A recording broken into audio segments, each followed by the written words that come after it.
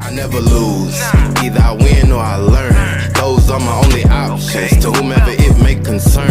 About to be a hot topic, play with fire, you get burned. Ain't nobody give me nothing, whatever I got, better I earn. I never lose, but I learn. I either win or I Thank you for learn. listening to the Strong AF podcast. This episode is brought to you by our Weight Loss Transformation Masterclass. After spending over 30 years of my life being obese and dealing with chronic constipation issues, I decided to get my certification in fitness, nutrition, and wellness to empower myself to lose over 70 pounds and keep it off. Watching my brother and dad have a heart attack within weeks of each other, I knew I had to make a change, but I wasn't sure what to do.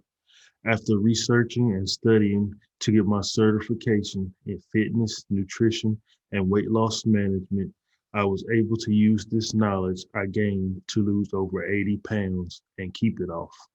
Now we're passionate about helping others to avoid the same mistakes that we made and changing the world through holistic health and wellness.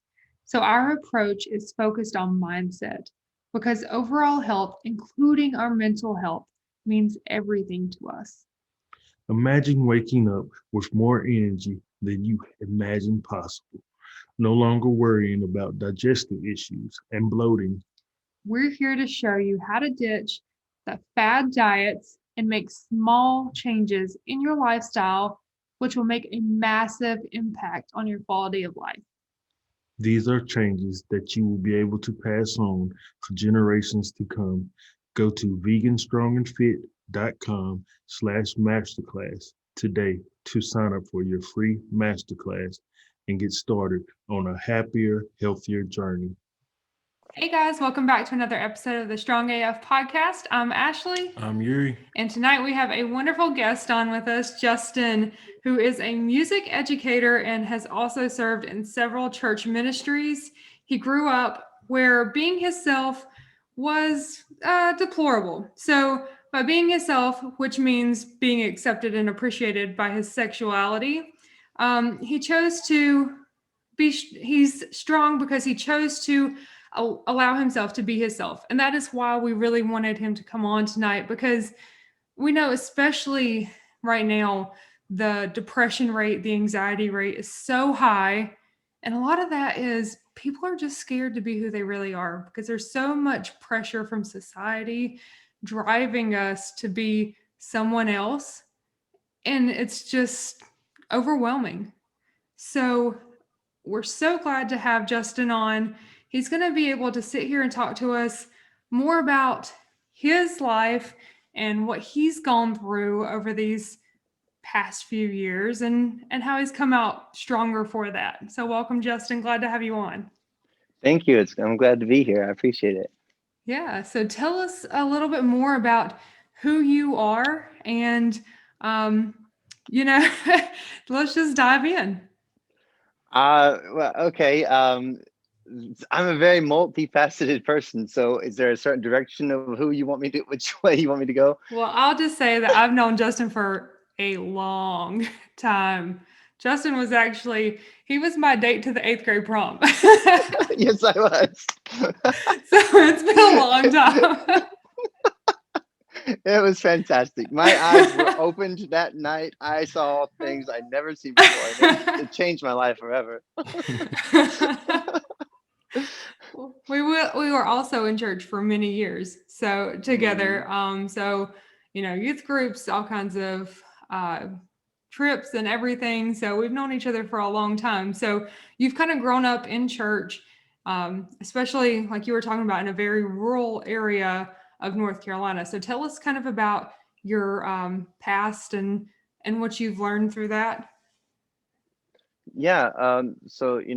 I grew up in rural North Carolina, like you said, and that part of the world it has a certain mindset, and that certain mindset, if anything, kind of tries to pierce that, it becomes more of an attack on the culture. And so growing up, I was raised in church my whole life. I was the youth choir director. I was involved in the youth group. My father is a Baptist minister. And, that was my life. That's what I knew. And part of that life was being told that homosexuality is wrong. It's a sin. And not only is it a sin, but the way it was fed to me and to us is that it's one of the worst possible things you could actually be. And so, as a child, that really didn't affect me too much until I started becoming into my adolescence and realizing, hey, I'm feeling things that I really shouldn't be feeling right now. And this is kind of scary. This bothers me, and so that began the struggle there, trying to be like, why am I feeling this way? Versus, I know this is wrong, quote unquote. I've been told that I am sinful. And so, so I fought that continuously every day from the moment I started having those feelings. And as I got older, they only kept getting stronger. They kept getting worse. And so when I finally go off to college, I'm resigned and committed. I am not a gay man. I'm only physically attracted to men. I could never love another man, yada, yada, yada. And so then I meet my now ex-wife, and she was a wonderful, amazing. I still love her dearly. She's one of my best friends. And we do a really good job of co-parenting our children together. But at that time, I didn't realize it. But looking back, I guess it was just kind of like, well, if I'm going to have to be straight, this is the person I could see myself spending the rest of my life with. And so, but that all stems from being told that I couldn't be what I wanted to be. I didn't feel comfortable sharing that with anybody. It was kept up inside of me for years. And then finally, 4.5 years ago, when I turned 28, I decided, I'm tired of pretending. I'm tired of being somebody that I'm not. And so that's why I decided to come out. Wow. Is that kind of what you're going for? Yeah, no, that's great. And there's a lot in there. Yeah, no. So how long, when did you start having these feelings, and how long have you really had to hide that? I would say probably maybe 7th or 8th grade, 12 or 13 years old. I remember one of my very first crushes, my celebrity crushes. Are you familiar with the movie Brink, the Disney Channel original movie?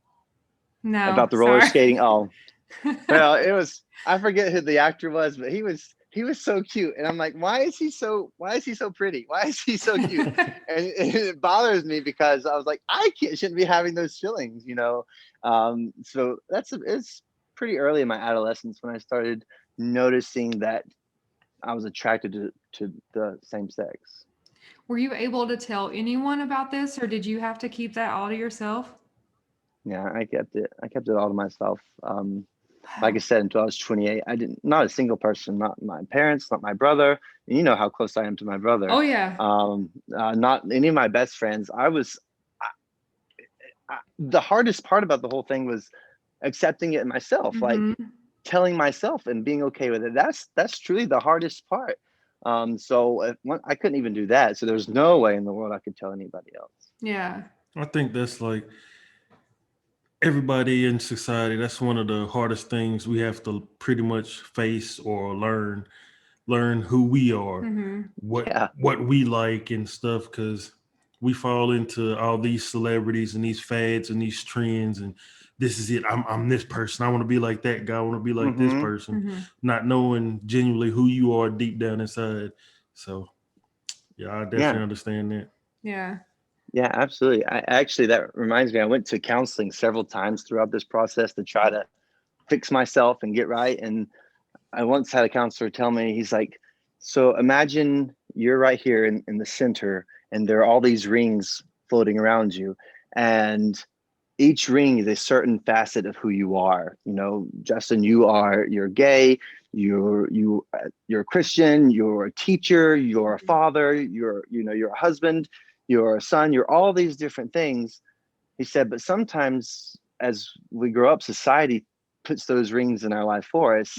And it's our job to determine, as we come into ourselves, which rings are the true rings and which ones are the ones that were laid on us, which ones that we were told who we are. And that really opened my eyes. It helped me start unpacking what's real, what has been fed to me, Yeah. what's really coming innately from me, who I am, and what am I just absorbing from people. So that was really helpful. And I know, like, coming from that same conservative background, like how I was Yeah. told, like, abortion is wrong under any circumstance, right? But then I think back, and I'm going to sit here and spill some beans that I've never spilt to like hardly anyone. But I was raped before I met Yuri, and I think back to that, and I'm like, if I had gotten pregnant from that, would I have gotten an abortion? And I can't say no. So how can I sit here and tell somebody else what to do with their own body for any circumstance? Right. So it's one of those things where a lot of times the reason I believe that they're so close-minded is because they haven't experienced a lot of these same things.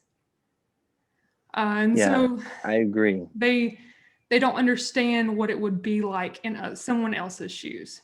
Yeah, that level of empathy is hard to find when your bubble is so small.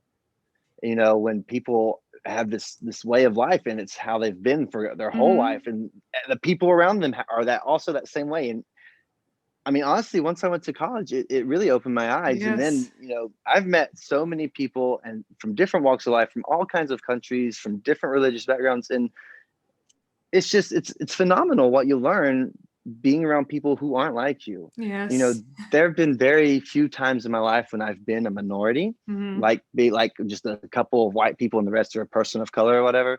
And I have loved those moments every single time. Like when I went to Mexico for a week, oh my gosh, it was so great. And now I teach at a school that is 98% African American. And I love that. I think it's just a fantastic opportunity for me to really learn about another culture, learn a different group of people, and just be part of other people's bubbles so my bubble can continue to expand. But yeah, in that pocket of the world, it's hard for people to break out of that. And I don't know. I mean, the responsibility comes to them, of course, to try to get out of that. But if you're blinded by that bubble, it's really hard to see that you need to have that responsibility. Exactly. Yeah, exactly. And so I think that just getting out there and expanding, and just it's a difficult thing to have, but to have a conversation with someone whose beliefs you don't agree with and just listen to them. You don't have to respond. You can sit there and think what you want to think, but just to listen to someone and try to listen with a little bit of an open mind. It's going to be very difficult at first, but the more you do this and the more you try to be open-minded and just listen to someone, the more you're going to understand what all situations are out there. Right. Absolutely. Yeah. So when you sort of came out or whatnot, how did people react? The ones like your family and people close by? Oh, okay. I could write a novel about that. Really. Okay, so I'll be very, very transparent and vulnerable with you guys because I believe in those things, those qualities. I was so scared and so nervous and so afraid of stepping out that door and trying to come out that I went about it the completely wrong way. I ended up doing things and hurting people that I never intended to hurt. Sorry,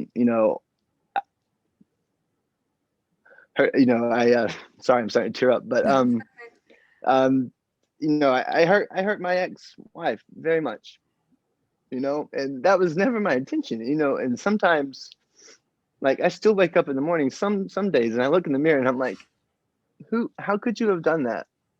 And that's one thing. That's one thing I still carry with me is this. I still don't think I've truly forgiven myself for that. But I went about it the wrong way. So that didn't help me. And at the time, it was just all I knew to do. I was so scared. I didn't want people to know because I was also the associate pastor at a church, and that was my full-time job. So coming out would mean losing that resource to provide for my family. Coming out would mean losing, my family, my ex-wife and my wife and my kids, my parents' love, my family's association, my reputation in the community. because people loved me in Wilkes County. Like I taught at 5 or 6 different schools there. I used to teach swim lessons there. I'm involved in so many churches there. Like Mhm. I have been involved in impacting thousands of people in that community. And so I didn't want to ruin all that. I had the perfect life. I really did everything: a great house, family, job, reputation, associations, everything. And so I was very afraid to lose all that, you know. So when I did come out, I hurt my ex. My parents, they did not take it well. They, I mean, we had a time with it, and part of that they were so hurt because in that they were distanced from their grandchildren, Mhm. and see, that's something I also have to live with too. The consequence of my choice to be myself hurt a lot of people, Mhm. um, and but I felt like that's what I had to do because I was absolutely miserable. I hated myself. I was angry all the time. I was so sad all the time, and it was hard. And but we did not see eye to eye. My parents and I. I had several close friends who were very supportive, and they became my family. My extended family, I unintentionally kind of like cut myself off from them to avoid the extra hurt, which that ended up hurting even more. But now we're trying to repair and rebuild all of that Mhm. and reconcile. But that's kind of without going into too much detail about all that. It was really hard. I mean, last year it was like 8 months. Not last year, but 2019. It was like 8 months I didn't talk to my parents Wow. for a whole time because it was such a toxic relationship, and I Yeah. just couldn't do it. That's incredible, Justin. You've gone through so much. What would be some recommendations that you would give for other people going through this situation? Like tips on, I guess, like lessons learned or things that worked well when you were communicating this to others. Like, what are some recommendations that you have on just how to be yourself? Number one, I think, unfortunately, we live in a world where we are expected not to reveal who we are on the Mhm. inside, But I think if everybody chose to be transparent, vulnerable, and authentic, if we could be those things with each other, so many of the problems we have in the world would be completely eradicated, Yes. because you could really look at somebody and say, I see you, and because I see you, I love you, as Hmm. opposed to what I see is what they portray, who I think they are. I love who they think they are. So I would say, number one, you should, as hard as it's going to be, you should just go out there and just do it. You have to push through. I know everybody has their own journey, and everybody has their own time frame, and that's Hmm. fine. But don't try to go around back ways. Don't sneak around. Don't get yourself in lies. Don't find yourself living a double life, because that's going to just kill you, tear you apart, and it's going to hurt so many more people than what if you had actually just been upfront about it in the first place. Definitely. Um, and then I highly recommend, after coming to terms with who you are and being yourself, that's going to be difficult because the foundations that you've built your life on at that point will be stripped away. Hmm. And the one thing that you're going to have is yourself. So you've got to find a way to just really love yourself, treat yourself, and then give yourself a purpose and a passion. And that became teaching at the middle school. After I left the church, they found out that I was gay and they fired me. But I went to the middle school, and that's my true calling. I told myself I would never ever teach middle school students. It's awful, and I absolutely love it. It's the best experience of my life, and I that's where I kind of developed my whole mantra: people change people, and that's where I poured my life into that, because that was something that it transcended my own Hmm. personal internal struggle, and the things I were dealing with, because I had a purpose and a passion that I could help others while struggling myself. Yeah. Does that make sense? Oh, totally. Yes. I guess another thing too, like we talked about earlier, how we're put these pressures and we're given these rings, right, as we grow up from society, from our parents. Um, and I know that we do this to our kids, and I try not to. It's one of those things where it's so difficult because it's easy to push your beliefs on your kids. And I'll do it, and I'll be like, oh, dang, I shouldn't have said that, or you know. um, so what? I guess how has this changed your parenting style as well, as far as um, allowing them to develop their own beliefs, and how do you really do that, because it is difficult to Hmm. not constantly force your beliefs on someone else. Right. Um, you know, obviously you can't get around it completely. Like, Hmm. as I mean, just by being around us and watching us and our interactions with the world, we are modeling to them how we feel we ought to be in the world, right? And so that's going to be there no matter what we say. Mm. They're going to always see that. And but we try very hard to make our 5-year-old daughter, our son is 2, he's only 2.5, so Hmm. he's not there yet, but our 5-year-old daughter, we try to make her think very critically about things.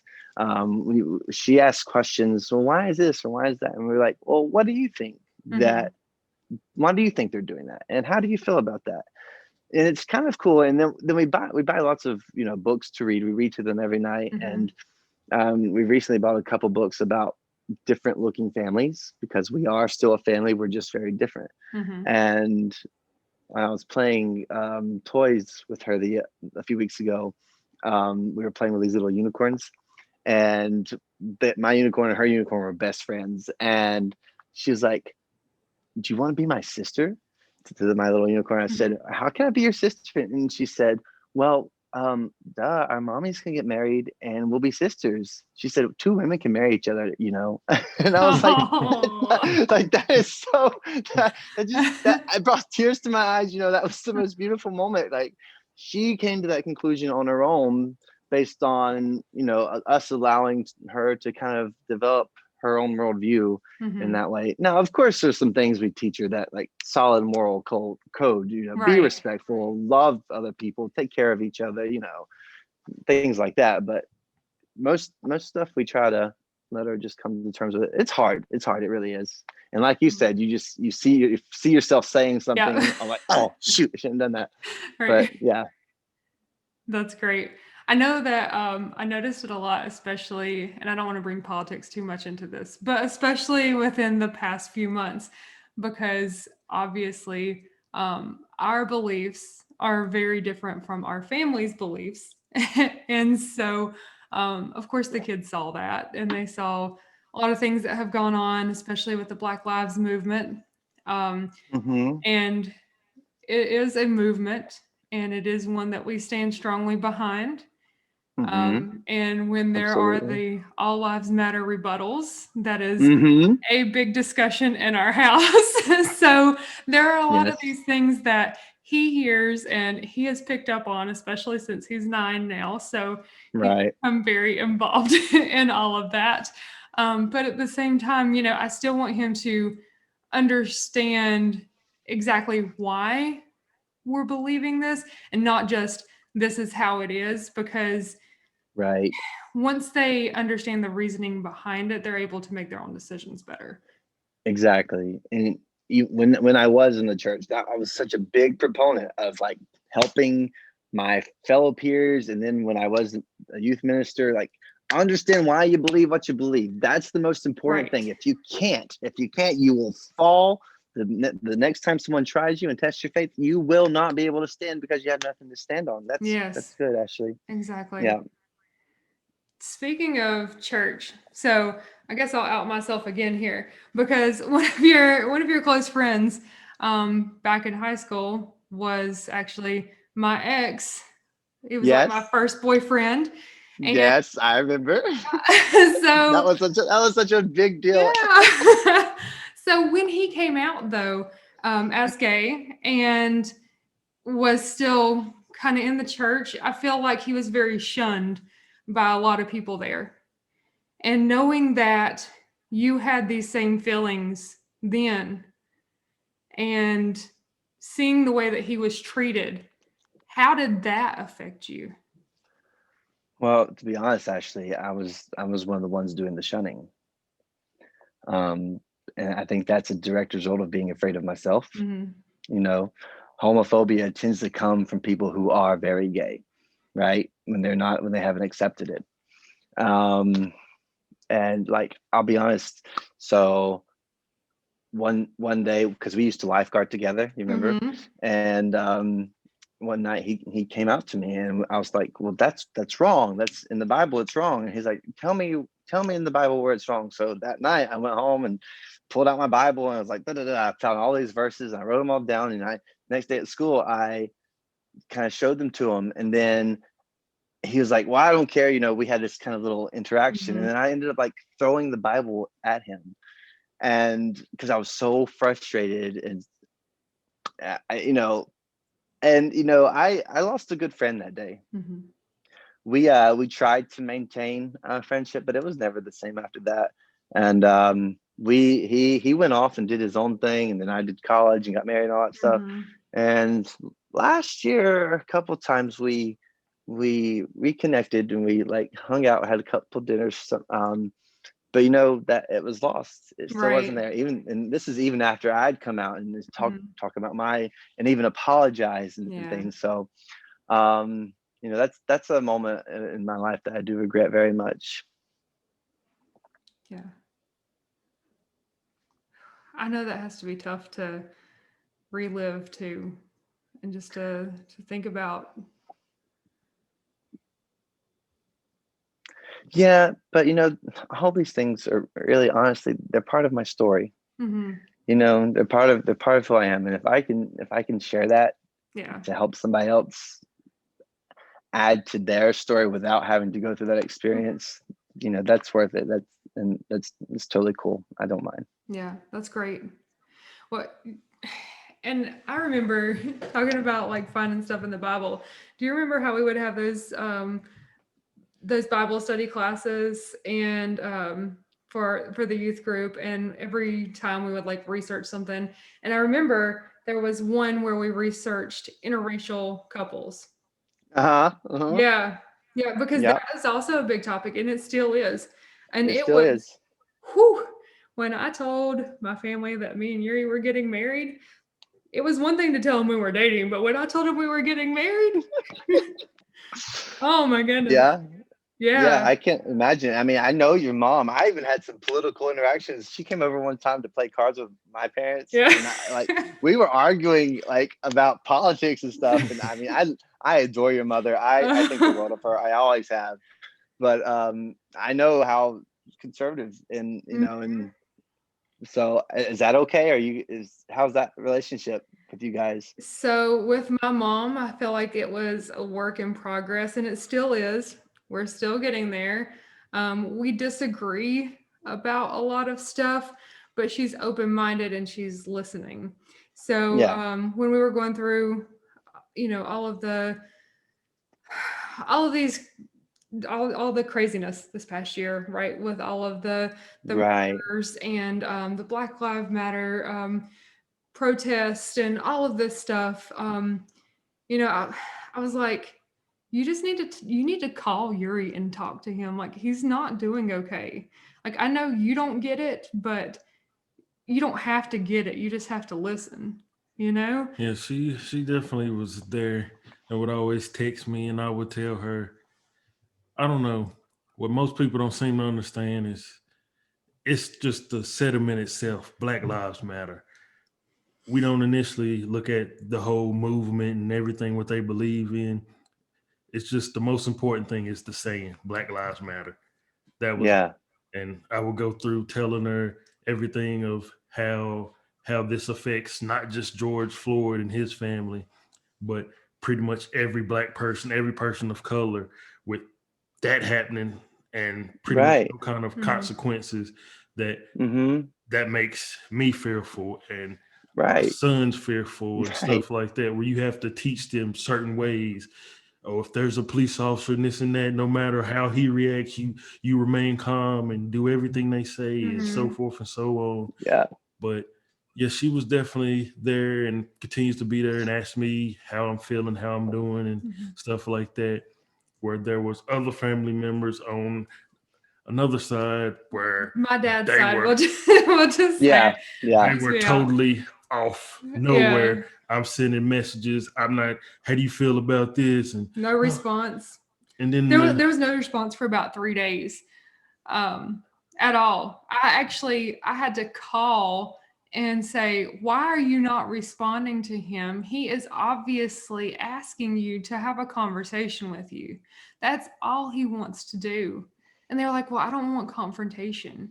He's not asking for confrontation. He just really wants to have a conversation with you. Yeah. He won't That's reach his point. out. Like, why won't you just talk? Well, we don't see color. Well, why not? Yeah. Because here's the thing is, like, that phrase drives me fucking insane. Me Excuse too. me, but it drives me I'm so all about it. crazy. Because you know what? I see that he's black, and that's okay. Right. It's part of his story. It's part of who he is. I see and he that you're brings gay, and that's so much to okay. the table. Yeah. Like, that's what makes us who we are, right? Exactly. Stop stripping that away from us, because when you strip away our Fantastic. differences and say you don't see that, then you're telling me you don't see me. Right. Exactly. So stop saying that. It makes me so mad too. I believe I had this conversation with maybe somebody I work with or something like that, when they would say, well, have you thought about it this way? Maybe to you or maybe to them, it's not Yuri's black, it's Yuri's their son-in-law. So that's Yuri's what it is. Ashley's wife. Yuri's 1 in a million or something like that. Yuri's not like them or whatnot. And like most people, if you don't stand for anything, if you don't say anything, your silence is deadly. So silence leads me to only think, okay, I see where you stand. I understand. Especially if you can't have a conversation where my oppression becomes your oppression, where you play the victim, and I'm just asking you questions. It's not like I was gonna point the finger and say you this, you that. Yeah. It was simple questions. Yeah, exactly. You're right. Silence is always an answer. Silence is always an answer too. I remember one time, shortly after YJ was born, and my grandma was like watching him outside of like Dollar Tree or something while I was grabbing something. And somebody was like, oh, he's the prettiest mixed baby I've ever seen. And so just being like, thank you. She was like, can you believe that she said he was mixed? And I'm like, but he is. Yeah, but why did you think he was mixed? Why didn't you think he was just white? But why does it bother you that she thinks he's mixed? You know? Right. So it's certain things where they don't believe, or maybe they know deep down, but they don't want to say it. But there is something inside of them that has an issue with color, or has an issue with not even just color, but anyone that's different. And I saw that so much growing up. Yes, and it's not so much in what they say, but it's in how they react. Exactly. And that's where you see it. That's where you see it. The subtle looks, the snarks, the sighs, the under the muffled comments. Like that's where you see it.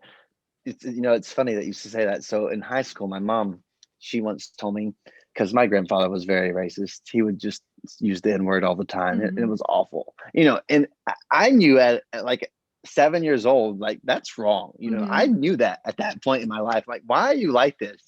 But anyway, my mom told me in high school, she's like, now, don't you go off to college and bring home a black girl. And I didn't.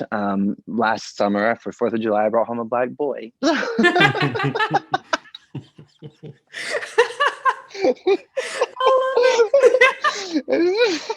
And he met my whole family. That's the first time I've had a boyfriend come and meet my family. Wow. Because my cousin, it was at my cousin's house, and she had already met him and she loved him. my brother is friends with him.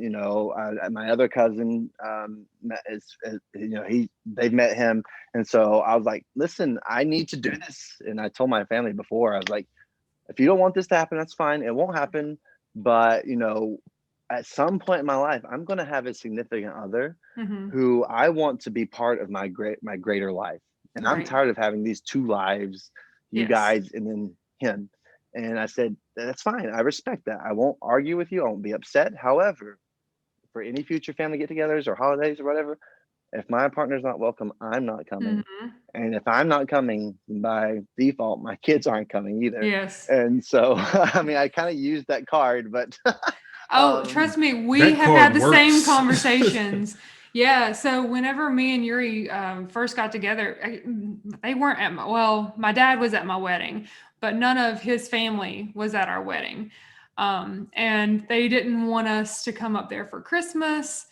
So No, they wanted us to come, but they wanted me to come for Christmas. They did not want Yuri to be there for Christmas. So by default, I was not there for Christmas. Good for you. Until we had YJ. And then it was, now we'll accept you because we wanted to see the kids. Yeah. So, and that's another point. So let me tell you about the reconciliation process with my family, and then I'll get to that point. Yeah. So I went in 2019, about 8 months without talking to him, right? Well, the same cousin was hosting a Christmas Eve dinner party in 2019. And at that time, I was also the choir director of St. Paul's Episcopal Church in Wilkesboro. And so we had like a midnight mass that we had to do. I had like 3 services that night. But my family, some of my family, my cousins in particular, was like, please come. We would love to see you. We miss you so much. And I was like, you know what? I'll just go. I'll show up. So I went, and all my family was there, and they were all so excited to see me. And it was a nice, good, cordial, happy time. I couldn't stay long because I had to get back to the midnight mass, right? Well, I get there, we warm up the choir and stuff or whatever. And we start and we're performing, and about halfway through, I'm looking out into the audience. And guess who's sitting in the audience? My mom and dad. Oh. And I'm like, that's kind of special, Like that meant a lot to me that I reached out, and then they also in return reached back out, And so I was like, maybe we could do something with this. And so since then, we've been very adamant about trying to rebuild our relationship. And it's pretty good. Like, I talk to my parents a whole lot since I moved down, and I love to go home and visit them. I love when they come down and stay with me and come see the kids. Like, we joke and we have a pretty good time. I love my parents very much. Yes. They still are very iffy on this whole thing. But like I said, the 4th of July, my mom, at the end of the night, she hugged my boyfriend. Aww. Goodbye. I don't know if it was a genuine thing, but it was a thing. There was contact, So that's progress. And I always believe growth is growth. No matter how small, no matter how little, no matter how long, growth is always growth. And that's something that's worth celebrating. But going back to like using kids as leverage, sometimes I wonder, though, if I didn't have the kids, how much progress will we have made? I don't want to dwell too much on that thought, because that kind of makes me sad and kind of scares me. Like, how much intrinsically am I worth to my parents? How much is that relationship worth to them if it weren't for my kids? I think about that too. There's that balance, and it's hard, isn't it? It is. It kind of breaks your heart. Yeah. Yeah, I think about that a lot because actually my dad and we had a very strained relationship my entire childhood, really. And so we didn't really spend a lot of time together. Once I got into, once I was in high school, I barely saw him. So it was, after the custody arrangement had pretty much ended and I was 2 hours away from him, there was very little time that I actually saw him other than like Christmas Eve. And so it wasn't really until I had YJ that we started building a relationship. And what hurts me is that I feel like it was all because of the kids, because now that all this stuff has come to light over the past year, it's become very strained again, and we've barely seen them. We talk to them. They call once in a while, but mostly it's I call them. that kind of Right. thing. So And plus COVID yeah. doesn't help either, you No, know. not at all. Not at all. So Now Yuri, is your family this similar way to how they respond to Ashley, or is it totally opposite? It's oh totally no. opposite. Okay, Because okay. I like to say my uncle pretty much he was the groundbreaker Yeah. because Okay. he was the first one. He married his wife. They met in Germany when he was deployed. So Yeah. she's German, white. Mhm. So we're used to it. My Okay, brother cool. my brother has mixed kids. My cousin have mixed kids. So yeah, we're all used to Awesome. it. Yeah. It's no problem at Cool. all. Yeah. Good. And by the way, Yuri, I love anytime that you like one of my comments on Facebook or that we get to interact. Like I've always wondered who's really doing it, but sometimes I have a strong feeling that it's you It's a who's lot of reaching out times, to me. Yuri. I'm like, yeah, man. Like, and Yeah. I really appreciate that support, and I love being Yeah. able to. I hope what I do is very supportive of you, Definitely. and Mhm. I hope that I'm using my platform to help propel your voice. Yeah. That's my goal.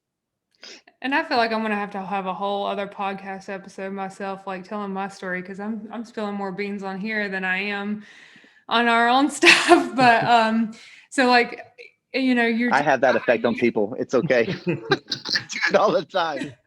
you're talking about how you're getting confused between the two of us. So our Facebook page is together, and the reason is that the guy that I was dating before Yuri, extremely toxic relationship. There was more than just the rape. Um, there was lots of threats. He had a concealed carry. He was ex-military, so he was um, pretty dangerous dude, and lots of threats and everything.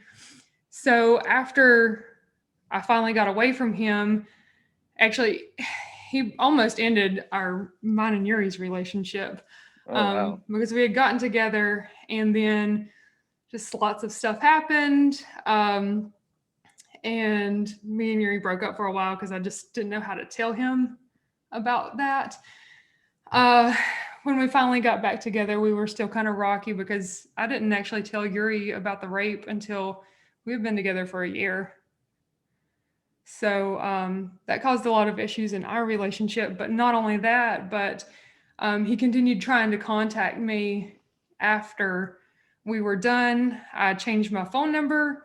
I got rid of Facebook, all of that. And so when Yuri and I finally did, we didn't even start a Facebook back until I think we had YJ, just so people could see him and interact and Sure. everything. And I Sure. was like, the only way I'm doing it is if we put one together because I don't want my name just back out there. And so it was fine for a while. And then when I was pregnant with Camden, keeping in mind, Camden is almost 4 now. So this was just 5 years ago that he tried to reach back out again. Oh. And then what was it, just this past year? On like Instagram that he tried to find me as well. So it's just been a constant thing for the past 10 Wow. years. So that's why we're together. That's the long story behind that. So Yeah. yes, sorry for the confusion, but No, it's not. It's okay. It's actually I look at it as a the game. It's like mystery. really fun. Like, who am I talking to today?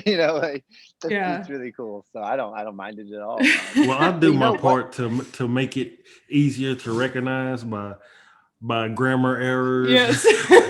black emojis, whatever. Yeah, I So mean, I yeah. don't tell him Sometimes all it the is obvious. time, but sometimes I do go back in and edit his post. I'm like, oh, he misspelled that. Let me go fix that.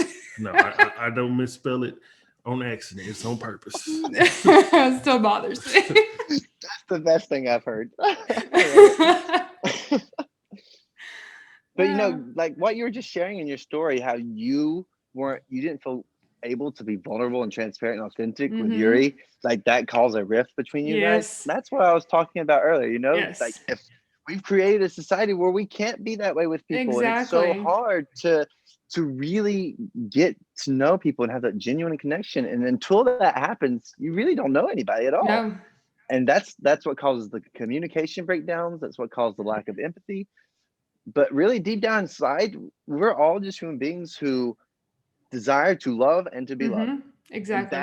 we just want to belong. That's all we want, and if we can get past the things that make us different and appreciate them, but really look at the things that make us similar, it would change everything. Everything in the entire Yeah. world would be different. Yes, exactly. And Justin, I know So that like when we asked you to come on here, right? And we've already talked about this a little earlier before we jumped on the call, but when we asked you to be on here, I know you were wondering like, why are they wanting me to come on this podcast when they're nutrition fitness company? Like, what can I provide? But this is exactly what you need and what all of our listeners need is to hear your story, because there's so many people going through depression, anxiety, stress. And the reason is because society has put this huge pressure on us. Family has put this pressure on us that we have to be someone that they want us to be. And half the right, time, they're not even being who they want to be. So, right, yes, so yes, it's just this endless cycle of being someone we've been absolutely, told we have to be. And right. Oh, why? So and what does that lead to? It leads to depression, anxiety, stress, binge eating, overweight, mm-hmm. and health issues Yep. galore. And So then ultimately, a life unfulfilled. exactly, You've wasted a exactly. life, a whole lifetime wasted because you're trying to comply and Yes, placate society. yes, and be something somebody you don't even know want you to be. Right. So and like so we've been having issues with our 9-year-old lately, who has been just lying about all kinds of stuff. And I'm like, why? Mm-hmm. Why are you lying about this? Like, he's like, yeah, I found 66 rocks. So you counted them? Oh, I know there's exactly 66. So you counted all your rocks? No, but I know there's 66. So why don't you just say, like, I know I got a lot of rocks. I probably got 66. Like, but you're bound and determined to make sure that we know it's exactly 66. And Yeah. you have 66 rocks. So it's like little things to impress somebody. And I'm Uh-huh. like, just be honest. I said, we Yeah. love you for you, whoever you are. But you have to learn who you are yourself. And if you continue to lie, you're never going to know who you are. Right. Yeah. Absolutely. And that's kind of where we've become as a society. Yeah. So, oh, Yeah. I know. I felt Absolutely. like this was a really tough but needed episode. Well, I'm glad I could provide. I'm glad.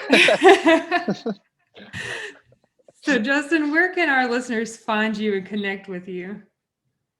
Well, I mean, not that I think what I've said tonight, anybody would want to connect with me, Yes.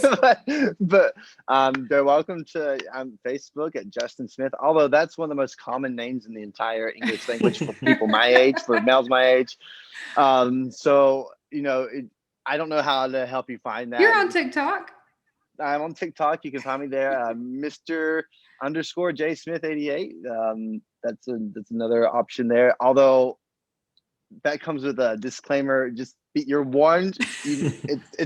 That's where I let my silliness out. Okay, Facebook is where I put my positive aspirations, my political ideologies, my support for people. But TikTok is where I try to let loose, and I just like to be goofy. I don't know. I put some of them on Facebook. I don't know if you've seen any of them or not, but they're like, and I'm like, should I be doing that? I don't know, but it's fun. It's fun anyway, So I don't think I'll ever be like a serious, famous TikToker or whatever. I'm not that funny, but I enjoy it. So, I know there's like Enjoy 5 it as people who well. do. Well, you're 2 of the 5 people who do.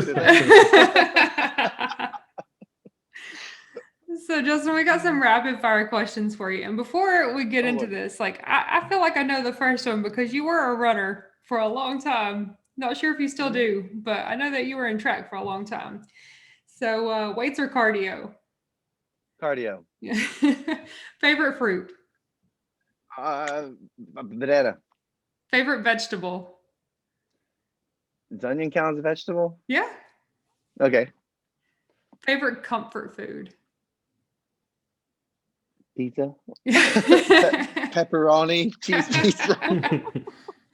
Sorry, we don't shun here. It's okay. First thing that comes to your mind when you hear the word vegan. I wish. Can I'm help you. aspiring to be a vegan. I know. I actually I'm like 90% vegetarian right now Awesome. as it is, and so I'm working towards that. I've been a vegan before. I've done it for a little bit, but with the stress of the move, Yeah. and coming down here, like that really hit me hard, and so I kind of lost track of that. So Yeah. I'm working to that, but I'm like 90% vegetarian, so I Awesome. take that. Okay. Yeah. And the most important question, where do you get your strength from?